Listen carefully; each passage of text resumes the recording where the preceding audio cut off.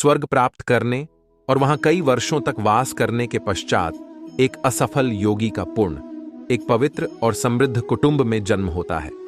आत्मा किसी काल में भी न जन्मता है और न मरता है, और न यह एक बार होकर फिर अभाव रूप होने वाला है।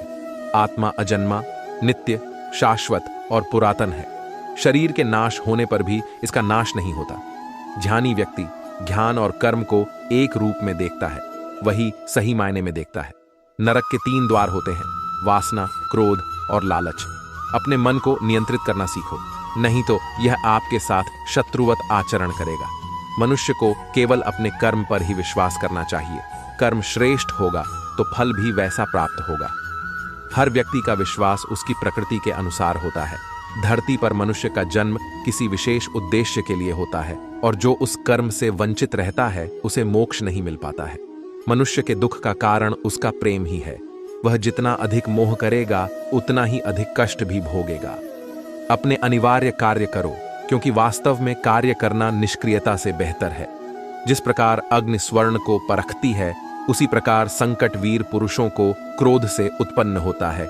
मोह और मोह से स्मृति, विभ्रम स्मृति के भ्रमित होने पर बुद्धि का नाश होता है, और बुद्धि के नाश होने से वह मनुष्य नष्ट हो जाता है। जब तक आप अच्छा काम करते हैं तब तक चिंता न करें। मनुष्य जिस भी देवता की पूजा विश्वास के साथ करने की इच्छा रखता है, मन की गतिविधियों, होश, श्वास और भावनाओं के माध्यम से भगवान की शक्ति सदा तुम्हारे साथ है, और लगातार तुम्हें बस एक साधन की तरह प्रयोग करके सभी कार्य कर रही है। क्रोध से भ्रम पैदा होता है, भ्रम से बुद्धि व्यग्र होती है। जब बुद्धि व्यग्र होती है तब तर्क नष्ट हो जाता है। जब तर्क नष्ट होता है तब व्यक्ति का पतन हो जाता है। चिंता जीवन में कुछ भी मदद या निर्माण नहीं करती है। हे अर्जुन, परमेश्वर प्रत्येक जीव के हृदय में स्थित है। हे अर्जुन, समय से पहले और भाग्य से अधिक कभी किसी को कुछ नहीं मिलता है। याद रखना, अगर बुरे लोग सिर्फ समझाने से समझ जाते तो बांसुरी बजाने वाला भी कभी महाभारत होने नहीं देता। प्रबुद्ध व्यक्ति के लिए गंदगी का ढेर, पत्थर और सोना सभी समान है। ईश्वर, ब्राह्मणों, गुरु, माता पिता जैसे गुरुजनों की पूजा करना तथा पवित्रता, सरलता, ब्रह्मचर्य और अहिंसा ही शारीरिक तपस्या है। भविष्य का दूसरा नाम है संघर। आप ही अपना मित्र और आप भी अपना शत्रु है, क्योंकि स्वयं का पतन और उद्धार दोनों आप निर्धारित करते हैं।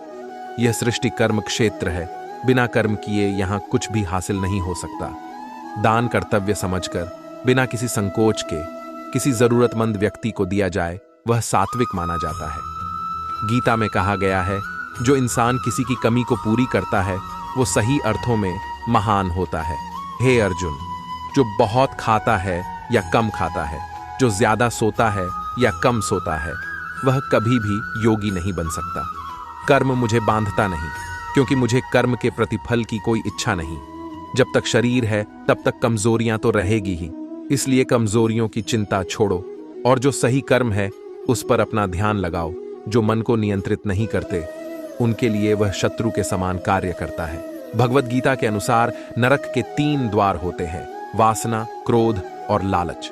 गीता के अनुसार जिंदगी में हम कितने सही हैं और कितने गलत हैं, यह केवल 2 लोग जानते हैं, एक परमात्मा और दूसरी हमारी अंतरात्मा। जिस प्रकार अग्नि स्वर्ण को परखती है, उसी प्रकार संकट वीर पुरुषों को।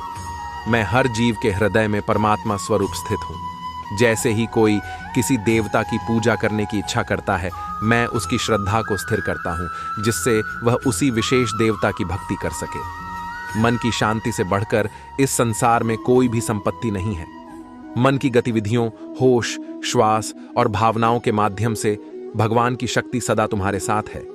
जो हुआ वह अच्छा हुआ, जो हो रहा है वह अच्छा हो रहा है, जो होगा वो भी अच्छा ही होगा। अपने अनिवार्य कार्य करो, क्योंकि वास्तव में कार्य करना निष्क्रियता से बेहतर है।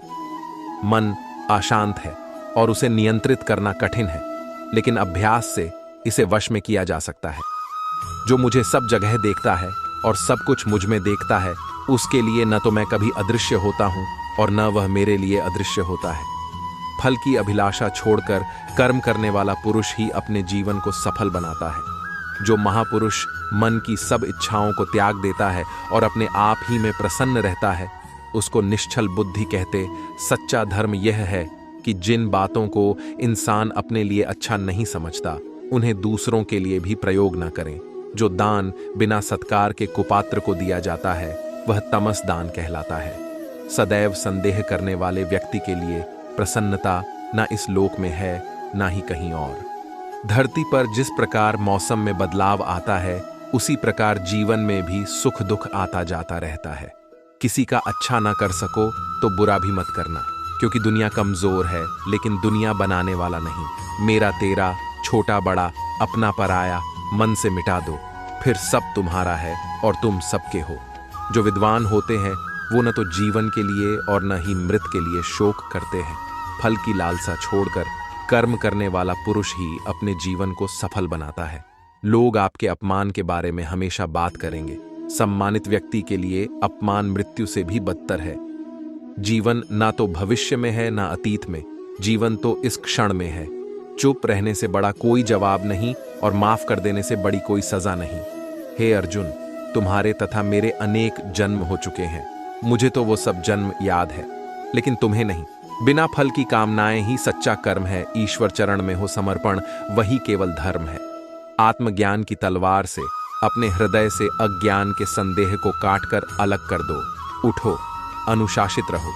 जो मनुष्य कर्म में अकर्म और अकर्म में कर्म देखता है वह सभी मनुष्यों में बुद्धिमान है और सब प्रकार के कर्मों में प्रवृत्त रहकर भी दिव्य स्थिति में रहता है।